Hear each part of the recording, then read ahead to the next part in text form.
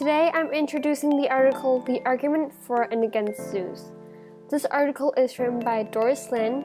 She's an animal rights attorney and she holds a PhD in the applied biological science from the MIT.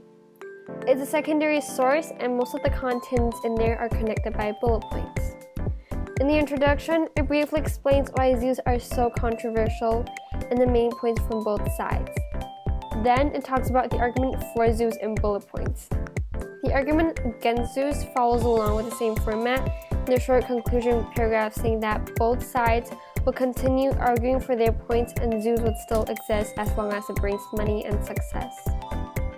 This is a qualitative article because some contents in there cannot be measured by numbers.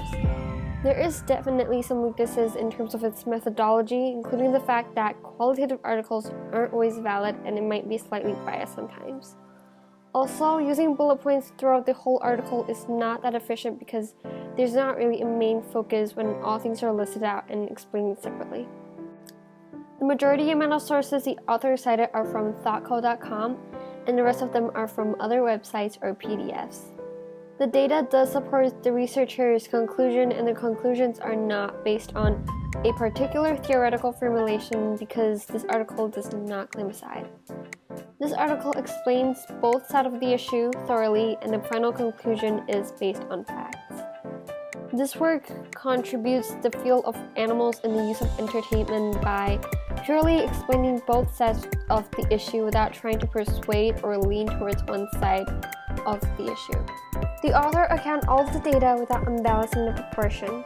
For example, it states that zoos increase the exposure of animals and that it educates the public and appreciation for animals and help motivates them to protect them.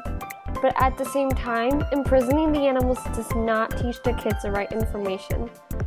And in fact, they may think it's right for humans to take the animals away from their natural habitat and lock them up in tiny artificial places. Both of the arguments supports animal protection, but at the same time, they oppose to each other. So the article is not that strong in terms of straightening one side of the issue, but it's good for understanding this issue as a whole.